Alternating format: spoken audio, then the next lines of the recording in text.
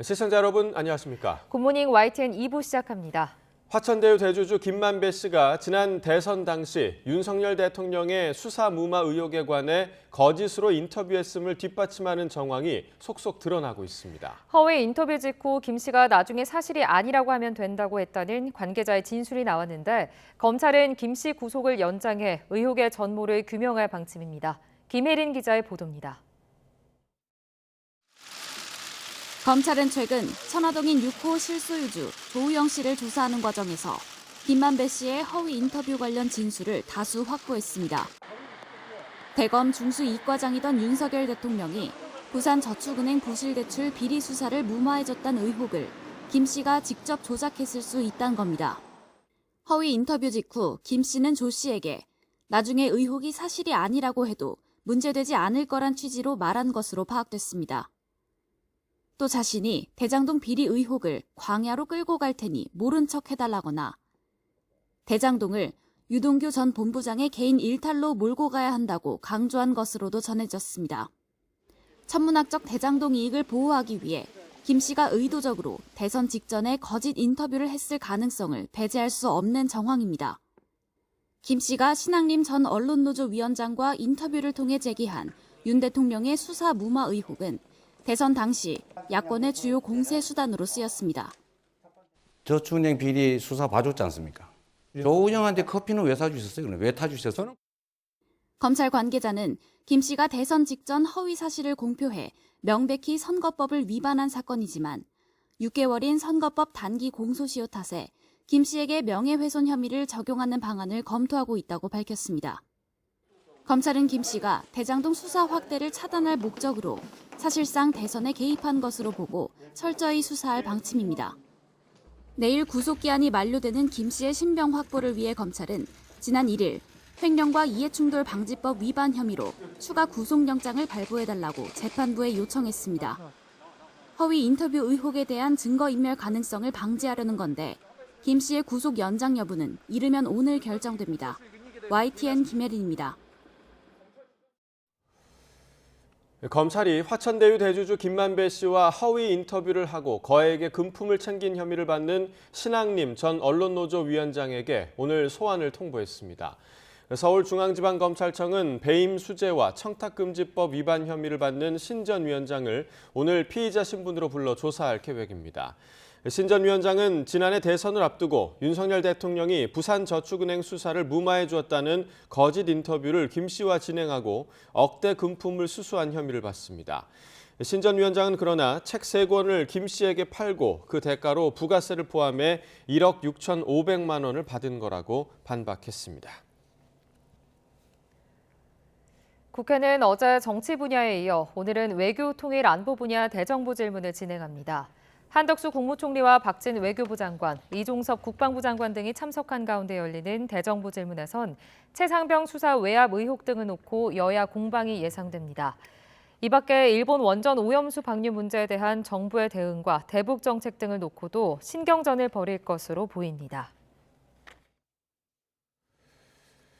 윤석열 대통령이 오늘 5박 7일간의 순방 일정 이틀차에 돌입합니다. 윤 대통령은 어제 인도네시아 자카르타에 도착해 첫 일정으로 동포들과 만찬 간담회를 한 데 이어 오늘 한아세안 정상회의와 아세안 플러스 한일중 정상회의 등의 차례로 참석합니다.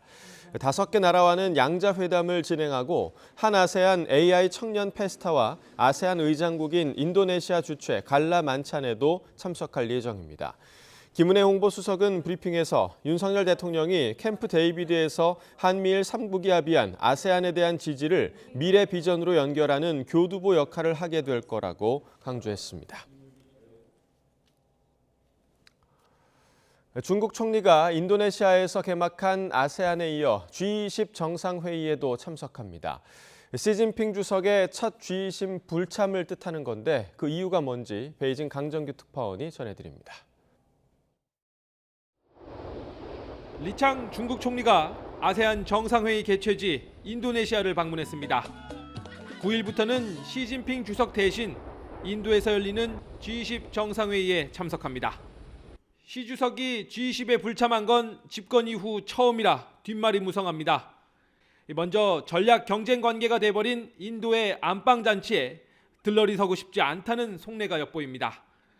중국 견제 차원에서 인도에 힘을 실어주는 미국에 대한 보이콧 신호로도 읽힙니다.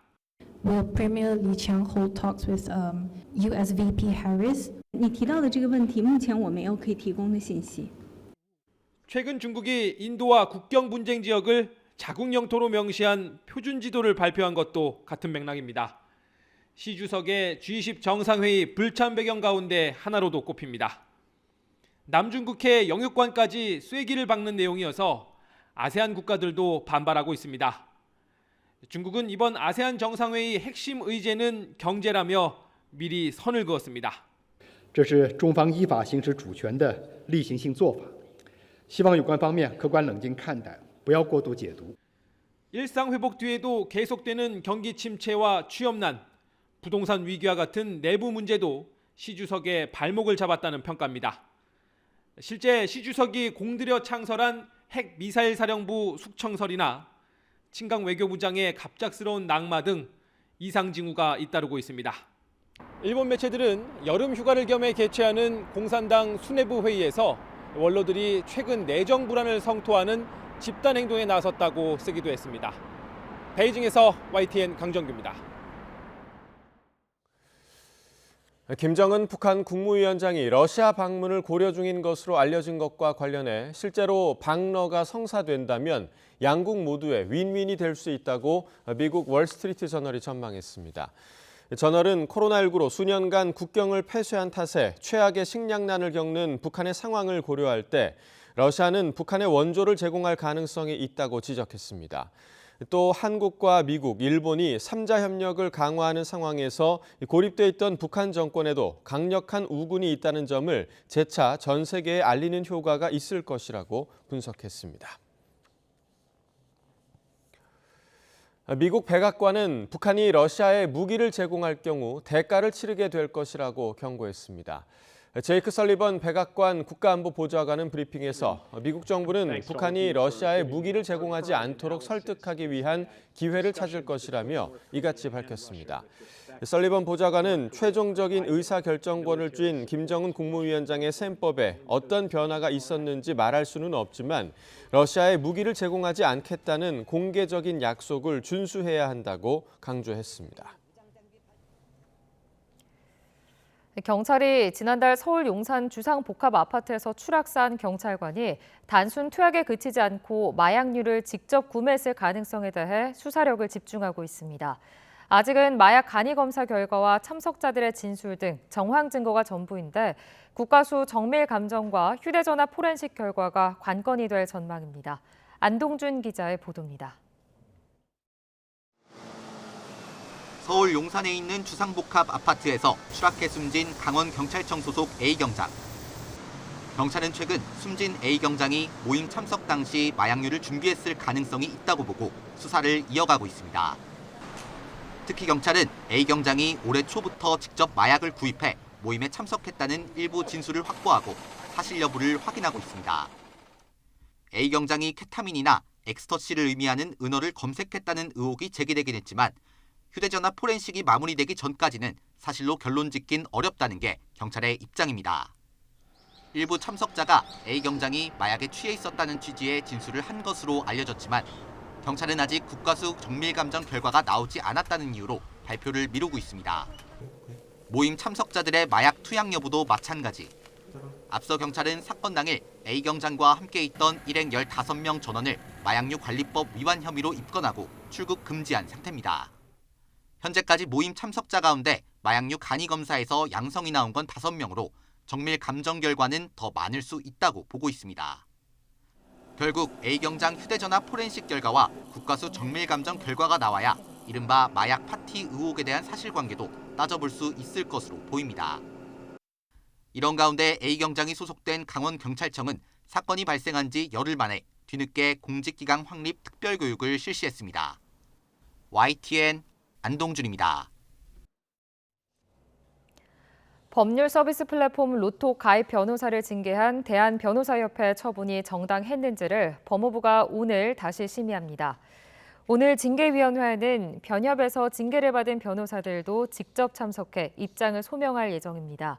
변협은 재작년 5월 법률 서비스 플랫폼 이용을 막기 위해 플랫폼에 가입한 변호사들을 징계하는 내용으로 협회 광고 규정을 개정한 데 이어 로톡 이용 변호사들의 징계 처분을 이어왔습니다. 이에 징계를 받은 변호사들이 이의 신청을 계속하자 법무부는 징계위를 열어 변협 처분의 적절성 여부를 검토하기로 했습니다. 경기 남양주 남부경찰서는 병원에서 흉기를 들고 난동을 부린 혐의로 60대 남성 A씨를 붙잡아 조사하고 있습니다. A씨는 지난 4일 오전 10시 반쯤 경기 남양주시 화도읍에 있는 치과병원에서 흉기를 들고 원장에게 달려드는 등 난동을 부린 혐의를 받습니다. 현장에서 직원들이 A씨를 제압해 크게 다친 사람은 없었습니다. 조사 결과 A씨는 해당 병원에서 임플란트 치료를 받은 뒤 결과가 마음에 들지 않는다며 수십 차례 찾아가 불만을 제기한 것으로 드러났습니다. 전국 교사 3명 중 2명은 학교 안에서 언어폭력을 경험했다는 설문 결과가 나왔습니다. 극심한 우울 증상을 호소하는 교사들도 적지 않은 것으로 나타났는데 6명 중 1명은 극단 선택까지 생각한 적이 있다고 응답했습니다. 신지원 기자가 보도합니다. 숨진 서희초등학교 교사를 괴롭혔던 학부모 민원과 과도한 업무는 전국 교사들이 처한 현실입니다. 고인의 49제 추모 집회에 참여한 교사들은 직접 경험했던 교권 추락의 현실을 털어놨습니다. 6년 전 운동장 수업 중 남모르는 학부모가 난입해 우리 반 아이들을 혼내고 제게는 미친 담임이라 애들이 이 모양이라며 욕설을 퍼부었습니다. 설문조사 결과 전국 교사 3명 중 2명은 이처럼 학교 내에서 언어폭력을 경험한 것으로 나타났습니다. 유치원과 초중 고등학교 교사 3,505명을 조사한 결과 전체의 66.3%가 언어폭력을 당한 적이 있다고 말했고 신체 위협이나 성희롱을 경험했다는 응답도 각각 18% 수준이었습니다. 언어폭력 가해자는 대부분 학부모나 학생이었습니다. 우울 증상을 호소하는 교사들도 많습니다. 정신건강 평가를 받은 교사 가운데 38.3%가 심한 우울 증상을 보였고 극단적인 선택을 생각한 적이 있다는 응답도 16%에 이르렀습니다. 선생님들은 여러 가지 학부모 또는 학생과의 상담에서 크고 작은 언어, 신체 폭력에 무방비로 노출되어 있고 그로 인한 정신건강 수준들이 아주 나쁜 상황인 걸 알 수 있었고요. 교사들은 이런 마음의 병을 개인의 일로 치부하지 말고 열악한 교육 환경 개선의 계기로 삼아야 한다고 지적합니다. 전국 선생님들의 마음이 많이 아프다는 것이 아주 극단적인 상황으로 드러나고 있습니다. 오늘 우리는 전문가의 분석을 통해서 교사 개인의 문제가 아니라 제도의 문제임을 밝히고 있습니다. 또 최근에도 교사들의 극단적인 선택이 잇따르고 있는 만큼 관련법 개정과 함께 실질적인 제도 개선이 뒷받침되어야 한다고 촉구하고 있습니다. YTN 신지원입니다. 이주호 부총리가 공교육을 멈추고 거리로 나선 교사들을 징계하지 않겠다는 입장을 재확인했습니다. 또 매주 한 번 현장 교사들과 소통하겠다며 교권 보호 대책 보완에도 나섰습니다. 김연아 기자가 보도합니다. 이주호 부총리가 구사 공교육 멈춘 뒤 첫 행보로 교원단체들을 만나 추모제 참석 교사 징계 철회를 공식화했습니다. 고인을 추모하기 위해 연가, 병가를 사용하신 상황에 대해서는 다른 선택을 생각할 수 없는 절박한 마음이 있었다고 생각합니다. 교육당국이 선생님들을 징계하는 일은 없을 것입니다. 이 부총리는 이어 분열과 갈등보다는 공교육 정상화에 집중하자면서 교사들이 무분별한 아동학대 신고로 위축되지 않게 법무부와 경찰 등 관계부처 TF가 신속 지원하고 교원과 학생, 교사 모두의 학교를 위한 범국민운동을 시작한다고 밝혔습니다. 징계 발언 이후 급격히 악화한 현장 교사들과의 관계 개선에도 나섰습니다. 교권 회복과 함께 교육 정책에 대한 다양한 현장 의견을 경청하기 위해 매주 1회 장관이 직접 현장의 선생님들과 정례적으로 소통드릴 것을 약속드립니다. 교원단체들은 징계 철회를 환영하면서 현장 요구를 반영해 교권 대책을 최대한 빨리 보완해달라고 요구했습니다. 또 구체적인 민원 처리 시스템을 구축하고 특히 사실관계 조사가 필요한 학교 폭력 업무는 교육지원청이나 경찰 등에 이관할 필요가 있다고 지적했습니다. 수업, 생활지도, 상담, 평가 외의 업무는 교육지원청으로 이관하거나 업무를 대폭 축소, 폐지하여 선생님들이 깨어있는 수업을 하고 학생 지도에 전념할 수 있는 여건을 마련해 주십시오. 학교를 사법기관화하고 교사를 사안조사관으로 격화시키는 문제를 해결할 방안을 조속히 마련하여 시행하여야 합니다. 교육부가 다시 현장 교사들과 대화하기 시작하면서 교사들도 일단 시간을 갖고 상황을 지켜볼 가능성이 커졌습니다. 다만 확실하게 입법이 될 때까진 주말 집회를 다시 이어가자는 논의도 나오고 있습니다. YTN 김현아입니다. 정부가 이른바 킬러 문항 배제 방침을 밝힌 이후 처음으로 한국교육과정평가원이 주관하는 모의평가가 오늘 치러집니다. 이번 9월 모의평가에 지원한 수험생은 47만 5천여 명이고 이 가운데 졸업생을 비롯한 N수생은 10만 4천여 명으로 역대 가장 높은 비율인 21.9%에 이릅니다. 이번 모의평가는 11월 16일에 실시될 2024학년도 수학능력시험의 가늠자가 될 전망입니다. 정부는 소비자 물가 상승률이 석 달 만에 3%대로 상승한 것과 관련해 다음 달부터는 물가가 다시 안정세로 돌아설 것이라고 밝혔습니다. 김병환 기획재정부 1차관은 어제 정부 서울청사에서 열린 비상경제차관회의에서 국내 석유류 가격도 지난달 말부터 상승세가 둔화됐고 물가 상승의 주 요인이었던 서비스 물가 상승률이 지속적으로 둔화하고 있다며 일시적 요인들이 완화되면서 10월 이후부터 물가가 다시 안정될 것이라고 강조했습니다. 또 20대 성수품 가격을 지난해 대비 5% 이상 낮은 수준으로 유지하도록 농축수산물 가격 상황을 점검하고 있다며 필요한 경우 추가 조치도 신속히 강구하겠다고 밝혔습니다. 정부가 폐암 사망자에 대해 처음으로 가습기 살균제로 인한 피해를 공식 인정했습니다. 환경부는 36차 가습기 살균제 피해 구제위원회를 열고 폐암 사망자 1명에 대해 가습기 살균제 노출에 따른 피해 인정을 의결했습니다. 환경부는 앞으로 폐암 피해자 가운데 가습기 살균제의 독성 물질인 PHM제에 노출됐고 나이가 어리면서 흡연하지 않아 피해 인정에 이견이 적은 경우를 우선 구제할 계획입니다. 가습기 살균제 피해 구제 신청자 가운데 폐암 진단을 받은 사람은 206명입니다.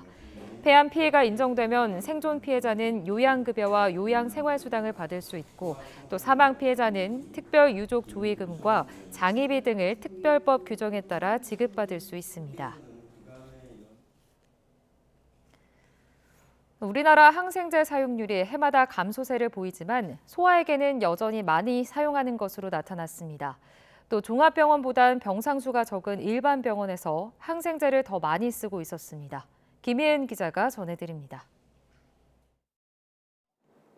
코로나19가 지나면서 올 여름에는 독감 환자가 유독 늘었습니다. 요즘 같은 환절기에는 독감이나 감기뿐 아니라 중이염도 많이 발생할 수 있습니다. 이렇게 감기 증상으로 아플 때 대표적으로 찾는 약이 바로 항생제입니다. 복용하면 증상이 빠르게 완화되기 때문에 의사가 처방하지 않더라도 오히려 환자가 요구하는 경우가 있을 정도입니다. 세균 감염이 아닌 경우는 항생제 처방 없이 진통소염제 또는 그냥 이렇게 자기 면역력으로 이겨내는 것을 권유받는 경우도 많거든요. 하지만 너무 본인이 힘드니까 빨리 낫게 해주세요. 이렇게 하다 보면은 어쩔 수 없이 항생제를 처방해 드리는 경우도 있어요. 질병관리청과 대한감염학회가 지난 2018년부터 4년 동안 자료를 분석한 결과 항생제 사용량은 조금씩 줄고 있는 것으로 나타났습니다. 항생제 내성에 대한 사회적 우려가 커지면서 사용을 자제하는 것으로 분석됩니다. 하지만 15세 미만 소아청소년에게는 여전히 성인보다 2배 가까이 많은 항생제를 쓰는 것으로 나타났습니다. 또 중증 환자 때문에 항생제 사용량이 많은 큰 병원보다 오히려 작은 병원일수록 항생제를 더 사용하고 있었습니다. 100병상 정도의 좀 작은 규모의 병원에서의 항생제 사용량이 오히려 더 높은 걸로 나타나고 있어요. 항생제 사용률을 좀 줄일 여지가 작은 규모의 병원에 더 있을 수 있다, 이런 걸 보여주는 결과 같습니다. 질병청은 이번 조사는 단순히 항생제 사용량만 살펴본 것으로 환자에게 적절히 쓰였는지는 보다 자세히 들여다보겠다고 밝혔습니다. YTN 김혜은입니다. 지갑을 두고 나왔는데 갑자기 신분증이 필요해서 난처했던 경험 다들 한 번쯤 있으실 겁니다. 이제부터는 분실 걱정 없이 모바일 신분증을 활용해서 휴대전화만 있으면 언제 어디서든 본인 인증이 가능합니다. 신분증 제조 기술에서 나온 신원 인증 방식을 이용한 건데 엄윤주 기자가 취재했습니다. 신분증이 필요한데 지갑을 놓고 나왔다면 몹시 당황스러울 수밖에 없습니다. 편의점이나 그런 데서 가끔 뭐 주류 같은 거 사면 신분증 검사하기도 하는데 놓고 오게 되면 엄청 불편하긴 하죠. 간단한 업무라고 생각을 하고 갔지만 은행이나 공공기관에서 그런 신분증을 요구할 때는 이제 좀 불편했다라는. 하지만 이제부터 모바일 신분증을 이용하면 언제 어디서든 본인 인증이 가능합니다. 그동안 주민등록증과 여권 등을 만들며 축적했던 신원 인증 기술을 활용한 모바일 신분증은 통신사에서 제공하는 기존 신분증 확인 서비스와 달리 정부의 인증을 받아 실물 신분증과 같은 법적 효력을 가지고 있습니다. 이 때문에 이미 실생활에서 활용된 사례도 잇따르고 있습니다. 전동 킥보드 사업이 대표적입니다. 이렇게 모바일 운전면허증을 활용해 실시간으로 본인 인증을 거쳐야만 이용을 할 수 있는데 이를 통해 미성년자의 전동 킥보드 불법 대여를 막을 수 있습니다. 성인 인증이 필요한 술이나 담배를 판매하는 무인 자판기에도 모바일 신분증 기술이 도입돼 업주들의 큰 호응을 얻고 있습니다. 24시간 그리고 밤에도 이용할 수 있게 되기 때문에 기존에 이제 매출에서 이제 포기했던 부분들을 매출을 끌어올릴 수 있는 그런 장점을 가지고 있어서 점주분께서는 굉장히 만족하고 있고, 이외에도 사용자의 지문 정보를 연동시킨 최신 생체 인증 아이디 카드 기술부터 디지털 위임장 서비스 등 새로운 보안 기술은 꾸준히 개발되고 있습니다. 끊임없는 기술 개발로 온 오프라인 세상에서 화폐, 신분증 등 보안 제품이 안전하고 편리하게 이용될 수 있도록 할 것입니다. 중소기업들이 활용하여 함께 성장할 수 있도록. 정보통신기술의 발달로 이른바 현금 없는 사회를 앞둔 가운데 화폐나 신분증 제조에 활용됐던 위변조 방지 보안 기술이 새로운 디지털 사회를 열고 있습니다. YTN 엄민주입니다. 정부가 비효율과 나눠주기식 사업을 없애겠다며 내년도 연구개발, R&D 예산을 크게 줄인 데 대해 과학계가 본격적인 저항의 목소리를 내기 시작했습니다. 길게는 수십 년 걸리는 연구 생리를 인정하지 않고 예산 삭감에 대한 정당한 기준도 없이 과학자들을 범죄자 취급한다는 겁니다. 양혜영 기자가 취재했습니다. 코로나19 이후 미래 감염병 대응 관련 R&D 사업들의 내년 예산이 줄줄이 삭감됐습니다. 이미 2년 동안 수백억 원이 들어간 연구들이 제대로 마무리되지 못한 채 중단되거나 폐지될 위기에 처했습니다. 내년도 국가 R&D 예산이 16.6%나 삭감 책정됐기 때문입니다. 과학기술정보통신부는 원래 예산 증액을 계획하고 있었지만 윤석열 대통령의 과학기술계 이권 카르텔 언급 이후 갑자기 예산이 대폭 삭감된 겁니다. 이에 과학기술계가 사상 처음으로 성향과 관계없이 모여 반대의 목소리를 높였습니다. 22개 출연 연구기관의 9개 과학기술노조와 과기정통부 공무원 노조, 이공계 학생을 포함한 대학 관계자까지 대략 2만 명 정도입니다. 현 정부는 국가과학기술 발전에 묵묵히 이바지해온 연구 현장을 비도덕적 카르텔로 매도하며 예산 삭감을 강행하고 있습니다. 연대회의는 과학기술계를 카르텔로 매도한 정부의 공식 사과와 함께 삭감된 R&D 예산을 원상회복할 것을 요구했습니다. 또 하위 20% R&D 사업의 강제 퇴출은 연구자를 단기 성과에만 집중하게 만드는 등 연구 현장을 파괴하는 행위라고 지적했습니다. 성과는 어느 정도 시간이 지나야 나옵니다. 그러면 잘리는 것들은 씨앗들이 다 잘리게 되는 거거든요. 그래서 하이를 자르고 하는 그런 개념은 과학기술계에서는 절대 적용되면 안 되는 거고요. 일방적인 예산 삭감으로 학생 인건비가 가장 먼저 타격을 받게 됐다며 이로 인해 미래 인재가 과학기술계를 떠날 수 있다는 의견도 나왔습니다. 이게 돈이 없어서 계약을 할 수가 없는 상황에 처몰리게 되는 겁니다. 그래서 학생들이 가장 먼저 계약이 해지되고 근로시간이 줄게 되고 그런 부분이 있는데 연대회의는 연구 현장의 목소리가 반영된 정책 수립을 요구하며 이번 추석 연휴 동안 대국민 상대 홍보전에 나서는 등 R&D 정상화를 위한 연대 투쟁을 하겠다는 입장입니다. YTN 사이언스 양우영입니다. 프로야구 3위 SSG가 난타전 끝에 한화를 11대 6으로 꺾고 4연패에서 힘겹게 탈출했습니다. 한유섬이 2점 홈런을 포함해 4안타 4타점의 맹타를 휘두르며 팀의 승리를 이끌었습니다. 선발 패디가 7회까지 삼진 11개를 잡아내며 무실점 완벽투를 펼친 NC는 박건우의 결승 2점 홈런을 앞세워 키움을 2대 1로 이겼습니다. 시즌 17승째를 수확한 패디는 평균 자책점을 2.28까지 낮추며 두 부문 모두 단독 1위로 나섰습니다. 미리 보는 한국 시리즈로 관심을 모았던 선두 LG와 2위 KT의 맞대결에서는 갑작스러운 폭우로 1시간 44분이나 지연된 끝에 LG가 힘겹게 한 점 차 승리를 거뒀습니다. 다음 달 개막하는 제28회 부산국제영화제, 세계에서 첫 선을 보이는 80편을 포함해 모두 209개 작품이 초청됐습니다. 이 가운데 장건재 감독의 영화 한국이 싫어서가 개막작으로 닝하오 감독의 영화의 황제가 폐막작으로 선정됐습니다.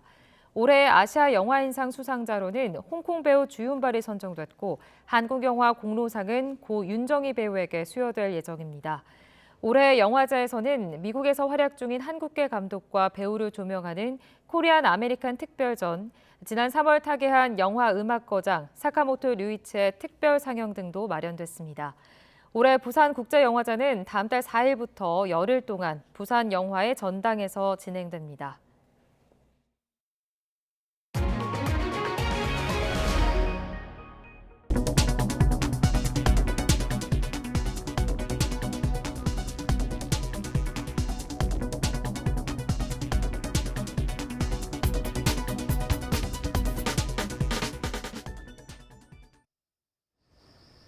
아침 저녁으로는 비교적 선선함이 감돌지만 한낮에는 여름 더위가 남아있는 요즘입니다. 서쪽 지방을 중심으로 폭염주의보가 발령 중인 가운데 오늘 서울과 광주의 한낮 기온은 32도까지 올라 예년보다 더운 날씨가 이어지겠는데요. 낮 기온이 오르는 만큼 일교차도 크게 벌어지겠습니다. 이 점 참고하시고 옷차림에 유의하시기 바랍니다.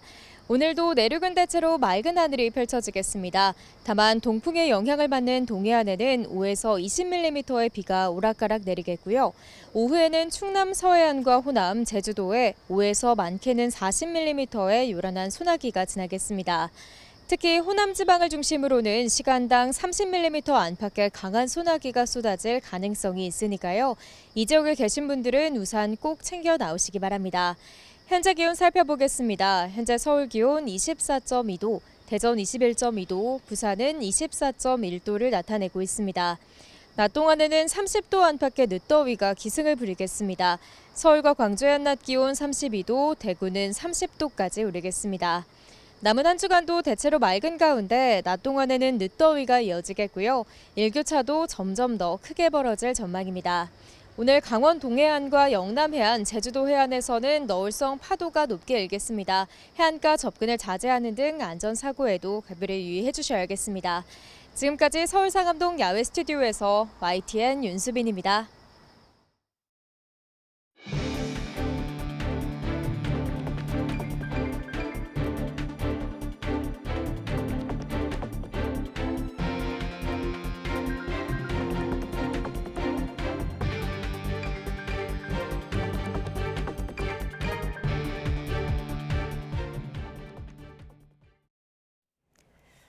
윤석열 대통령이 인도네시아 자카르타에 도착해 아세안 관련 정상회의 일정에 돌입했습니다.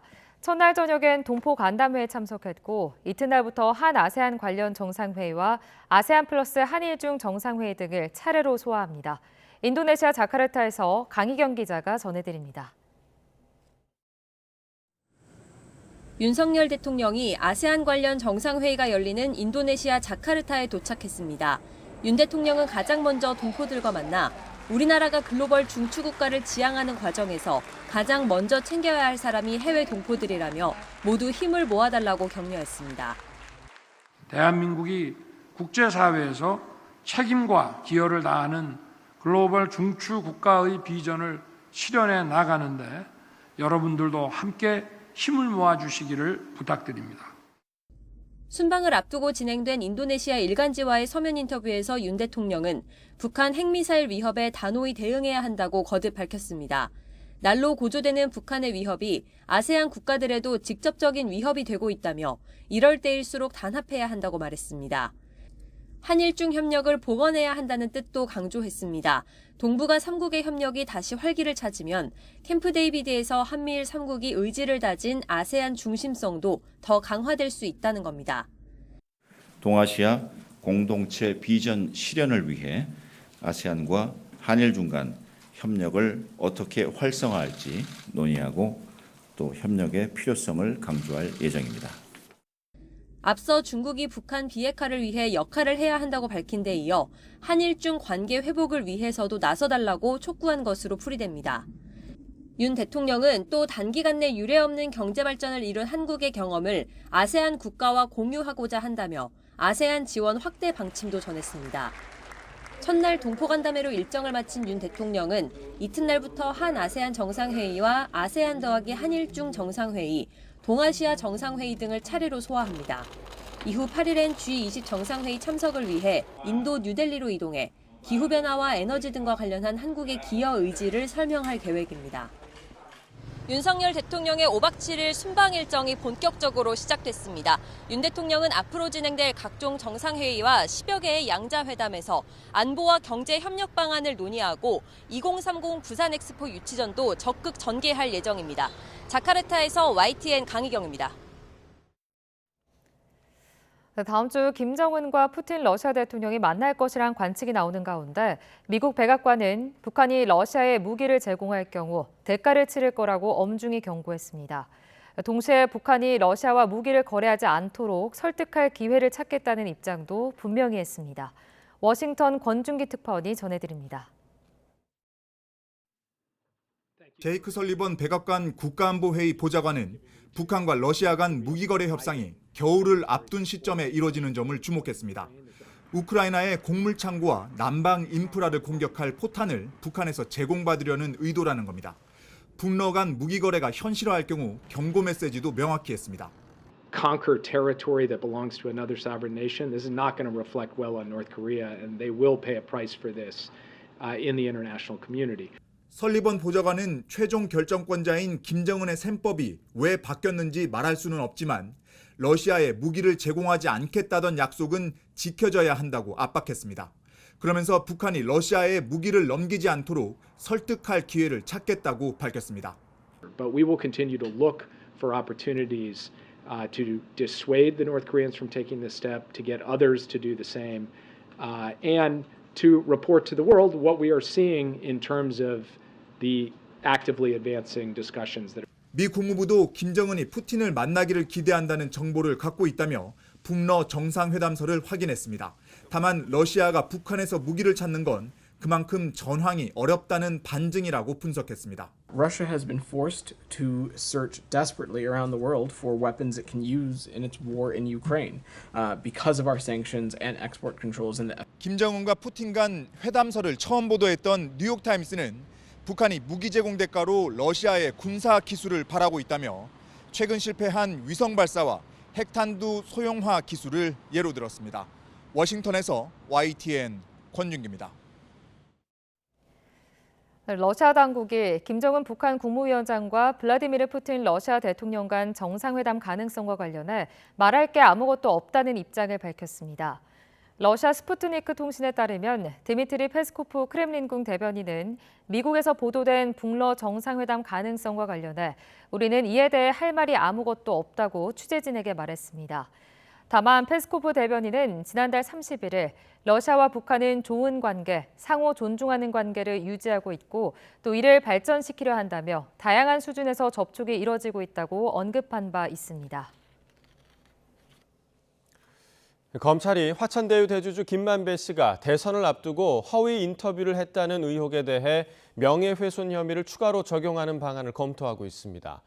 서울중앙지방검찰청은 김 씨가 윤석열 대통령이 수사를 무마해 주었다는 취지의 거짓 인터뷰를 한 뒤 나중에 사실이 아니라고 하면 된다고 말했다는 진술을 대장동 사업 관계자에게서 확보했습니다. 이 관계자는 또 김 씨가 부산저축은행 수사 당시 윤 대통령이 커피를 타줬다고 이야기할 테니 곤란해져도 모른 척 해달라는 부탁을 했다고 검찰에 진술한 것으로 파악됐습니다. 2,600억 원대 피해를 낸 디스커버리 자산운용사 환매 중단 사태를 재수사하고 있는 검찰이 장하성 전 청와대 정책실장의 동생인 장하원 디스커버리 대표에 대해 구속영장을 청구했습니다. 서울 남부지방검찰청은 어제 배임과 수재, 자본시장법 위반 혐의로 장 대표의 구속영장을 청구했다고 밝혔습니다. 디스커버리의 김모 전 투자본부장과 김모 전 운영팀장에게도 같은 혐의로 구속영장을 청구했습니다. 간호조무사 자격을 취득하려면 실습시간을 780시간을 채워야 하는데요. 막상 현장에서는 교육 없이 빨래나 은행일 같은 잡무를 대부분 도맡는 것으로 파악됐습니다. 보건복지부는 실습의 목적이 임상 경험을 얻는 것인 만큼 급여를 받아서는 안 된다는 입장이라 간호조무사 실습 환경이 노동 사각지대에 빠졌다는 의견이 나옵니다. 윤태인 기자의 보도입니다.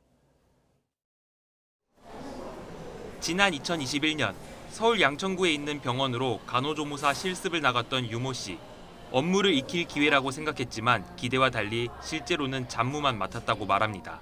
이론적으로 배운 내용을 현장에 나가서 직접 보고 배울 줄 알았는데 그 환자들을 안내를 하거나 아니면 빨래와 설거지 같은 잡무들을 거의 위주로. 간호조무사 자격증을 따려면 교육훈련기관이 위탁한 의료기관이나 보건소에서 780시간의 실습시간을 이수해야 합니다. 단 실습은 교육에 해당한다는 지난 2011년 보건복지부 해석에 따라 실습생들에게 임금은 따로 지급되지 않습니다. 거의 그냥 다른 돈 주고 쓰는 인력 대신 실습생을 굴려가지고 병원 직원분들도 실습생이 없으면 병원이 돌아가지 않는다고. 교통비나 식비 명목으로 실습 지원비를 별도로 주는 위탁기관도 있는데 지난해 5월 3년 사이 간호조무사 자격증을 취득한 603명에게 설문했더니 72.5%인 437명은 받은 적이 없다고 답했습니다. 또 전체의 71.5%는 직원이 점심 식사를 위해 자리를 비운 동안 데스크에서 환자를 대신 안내하는 등 부족한 인력을 메꾸는 데 배치됐다고 밝혔고 혈압 체크나 침상 정리 같은 단순 반복 업무가 실습의 주요 내용이었다고 푸념한 응답자는 71.3%에 달했습니다. 담당 부처인 보건복지부는 이에 대해 간호조무사 표준 실습 교육과정을 마련했다고 밝혔습니다. 그러면서 앞으로는 교육과정 준수 여부를 평가해서 실습 위탁기관 지정에도 반영하겠다고 설명했습니다. 다만 실습의 목적은 지식과 기술 등을 배우는 교육훈련에 있는 만큼 근로가 아니라며 급여를 받는 건 적절하지 않다고 덧붙였습니다. 그러나 전공의나 실무수습 변호사는 수련 중에도 근로자로 인정받고 보수를 받아서 간호조무사 실습생이 상대적으로 차별받는다는 지적이 나옵니다. 이분들은 간호조무사 시험을 보기 위한 실습생으로서 의료기관에 파견이 되었던 것인데 실제로 이분들이 하셨던 일들이 그 병원이나 의원에서 다른 인력들을 통해서 수행되기도 했었는데 동일한 일을 하는 다른 분들에게는 급여가 지급되었기 때문에 이런 가운데 유 씨 등 2명은 각자 실습 교육을 받았던 병원 2곳을 상대로 임금을 달라며 소송을 제기했습니다. YTN 윤태인입니다. 지난해 육아휴직과 육아기 단축 근로제를 사용한 근로자가 역대 최고 수준이지만 상대적으로 남성 근로자의 참여는 어려운 것으로 나타났습니다. 여성가족부가 양성평등 주간을 기념해 발표한 자료에 따르면 지난해 육아휴직자는 모두 13만 1,129명으로 여성이 71.1%, 남성은 28.9% 수준이었습니다.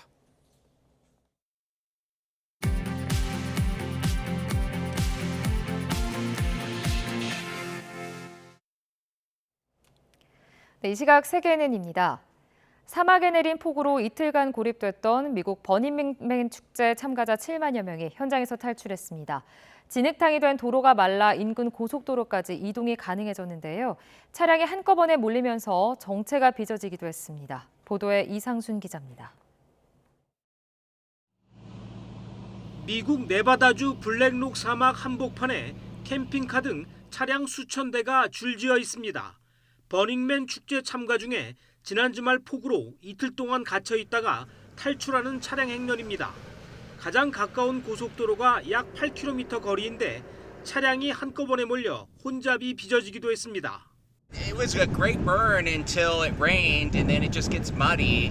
No worries. We have all provisions, and they communicated well. So we're just like, you just get out a day later. 축제가 열린 블랙록 사막은 지난 주말 두세 달치 비가 한꺼번에 와 주변이 진흙탕으로 변했습니다. 축제 주최 측에 따르면 월요일 차량 통행이 재개되기까지 7만여 명이 고립돼 있었습니다. I've been bringing art to Burning Man for 7 years, and we're out here with a solid group of veteran burners. Some people have been doing this for 20 years, and we've never seen anything like this. We've gotten about an inch of rainfall over the last 48 hours. 차량 이동이 불가능해지자 일부 참가자들은 10km의 진흙탕길을 걸어서 빠져나왔습니다. 버닝맨 축제는 물과 음식 등을 자급자족하는 게 원칙이어서 큰 혼란은 없었던 것으로 전해졌습니다.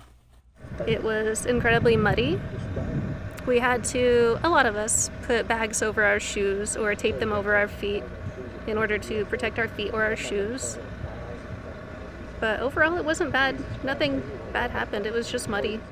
1990년부터 사막에서 9일 동안 열리기 시작한 버닝맨 축제는 미국 특유의 반문화 축제입니다. 버너로 불리는 참가자들이 숙박시설과 설치물을 직접 제작해 블랙록 시티를 세우고 모든 거래는 물물 교환으로 이루어집니다. 하지만 최근 입장료 등 기본 경비가 우리 돈 200만 원에 이르고 부유층 참가자들이 크게 늘면서 버닝맨 정신을 잃었다는 비판을 받고 있습니다. YTN 이상수입니다. 브라질 남부 히오그랑지 두 수주에 현지 시간 4일 이례적으로 온대성 저기압이 형성되면서 폭우가 쏟아져 최소 4명이 숨지고 350여 명의 이재민이 발생했습니다. 현지 언론에 따르면 전날 새벽부터 이 지역 일대 온대성 저기압이 형성되기 시작하면서 폭우와 우박이 쏟아지고 강한 돌풍이 불어 50개 이상의 도시에서 피해가 잇따랐습니다. 프리고진 사망으로 와해된 바그너 그룹을 러시아의 또 다른 용병 기업이 인수에 나섰다고 월스트리트 저널이 보도했습니다. 신문은 러시아 용병 기업 레두트가 바그너 그룹 용병을 상대로 대원 모집에 나섰다고 전했습니다. 레두트가 바그너 그룹 인수에 나선 건 러시아 정부가 이들을 통제하에 두기 위해 레두트를 활용하고 있는 것으로 분석됩니다. 중아프리카 경제 공동체가 군사 쿠데타로 군부가 집권한 가봉의 회원국 자격을 정지했습니다. 알자지라 방송 등에 따르면 중앙아프리카 11개국의 모임인 중앙아프리카 경제공동체는 적도기니에서 연 임시정상회의에서 이같이 결정하고 가봉 군부의 신속한 헌정 질서로의 복귀를 촉구했습니다. 프랑스 정부가 공립학교에서 이슬람 여성들의 긴 드레스인 아바야 착용을 금지한 데 이어 교복을 의무화하는 방안을 추진하고 있습니다. 영국 일간 더 타임즈에 따르면 가브리엘 아탈 프랑스 교육부 장관은 일단 소수의 공립학교를 대상으로 교복 의무화를 시험할 것이라고 밝혔습니다. 프랑스 정부의 이런 시도는 학생들의 절제력 부족과 교율 불량, 성적 하락, 또 최근 아바야 착용을 둘러싼 문제 등을 해결하기 위한 시도로 풀이되고 있습니다. 세계 최대 석유 수출국인 사우디아라비아가 현재 감산량을 연말까지 유지하기로 했습니다. 사우디 에너지부는 현지 시간 5일 성명을 통해 지난 7월 시작한 하루 100만 배럴의 자발적 감산 정책을 12월까지 3개월 연장하기로 했다고 밝혔습니다. 지금까지 이 시각 세계는이었습니다.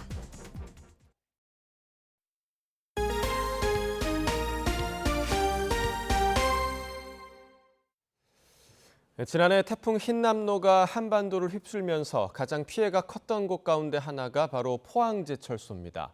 창사 이래 처음으로 공장 가동이 중단되는 초유의 사태까지 겪었는데요. 1년이 지난 지금 태풍과 침수 피해 대비는 어떤지 양희력 기자가 현장을 살펴봤습니다. 거센 물살의 흙탕물이 공장을 집어삼켰습니다. 지난해 태풍 흰남노 강타로 바로 옆 냉천이 범람한 겁니다. 이 때문에 쇳물 뽑은 지 49년 만에 처음으로 제철소가 멈춰 섰습니다. 연인원 140만 명이 팔을 걷어붙여 물과 흙을 퍼올리고 기계를 깨끗이 닦았습니다. 완전 정상화까지 135일, 직원들은 그날 충격이 어제처럼 생생합니다. 깊이가 한 8m 정도 되는 공간인데 그 공간이 모두 물과 뻘로 가득 찼었습니다. 그 공장이 모두 완전히 침수돼가지고 돌아가지 않는 모습을 보았을 때 좀 많이 절망적이었고 착잡했는데요. 스테인리스와 전기강판 등을 생산하는 이 열연 공장은 하천과 가깝고 화재까지 발생해 피해가 특히 컸던 곳입니다. 포항제철소 연간 생산량의 40%가 통과하는 대동맥과 같은 곳입니다. 현재는 침수 피해로부터 복구돼서 보시는 것처럼 정상 가동되고 있습니다. 1년이 지난 지금 포항제철소는 2중, 3중으로 방어막을 구축했습니다. 우선 냉천 바로 옆 제방에 10m 깊이의 물막이용 철판을 땅속에 박아 물난리에 대비했습니다. 제철소 주변에는 높이 2m, 길이 1.9km에 이르는 콘크리트 차수벽을 성곽처럼 쌓았습니다. 공장 곳곳에 전기를 공급하는 생명줄 같은 역할을 하는 변전소에도 방수시설을 겹겹이 갖췄습니다. 일단 콘크리트로 외벽을 다 막아가지고 1차로 지금 들어오는 물을 막았고요. 그런데 만약에 이 벽에서도 또 넘어왔을 때를 대비해서 각 출입구들을 전부 다 이런 차수판으로 막아서 지난해 수해 여파로 줄었을 거로 추정되는 포스코 영업이익은 무려 1조 3천억 원. 이상기온으로 해수면 온도가 상승해 올해 잦은 가을 태풍이 예상되는 만큼 포스코는 긴장의 끈을 놓지 않고 있습니다. YTN 양일혁입니다. 오늘 아침 출근길에는 비교적 선선함이 감돌고 있습니다. 하지만 한낮에는 여전히 늦더위가 기승을 부리겠는데요. 오늘 서울과 광주의 한낮 기온은 32도까지 올라서 여름처럼 덥겠습니다. 크게 벌어지는 일교차 염두에 두시고 옷차림에 유의하시기 바랍니다. 오늘 내륙은 대체로 맑겠습니다. 다만 동풍의 영향을 받는 동해안에는 5에서 20mm의 비가 오락가락 내리겠고요. 오후에는 충남 서해안과 호남, 제주도에 5에서 많게는 40mm의 요란한 소나기가 지나겠습니다. 또 강원 동해안과 영남 해안, 제주도 해안에서는 너울성 파도가 높게 일겠습니다. 해안가 접근을 자제하는 등 안전사고에도 유의해 주셔야겠습니다. 현재 기온 살펴보겠습니다. 현재 서울 기온 24.2도, 대전 21.2도, 부산은 24.1도를 나타내고 있습니다. 서쪽 지방을 중심으로 폭염주의보가 발령 중인 가운데 낮 동안에는 30도 안팎의 늦더위가 기승을 부리겠습니다. 오늘 낮 기온 서울 32도, 광주도 32도, 대구는 30도까지 오르겠습니다. 남은 한 주간도 대체로 맑은 가운데 늦더위가 이어지겠고요. 일교차도 점점 더 크게 벌어질 전망입니다. 지금까지 날씨 정보였습니다. 굿모닝 YTN 2부 마칩니다. 잠시 후 6시 50분 3부에서 뵙겠습니다.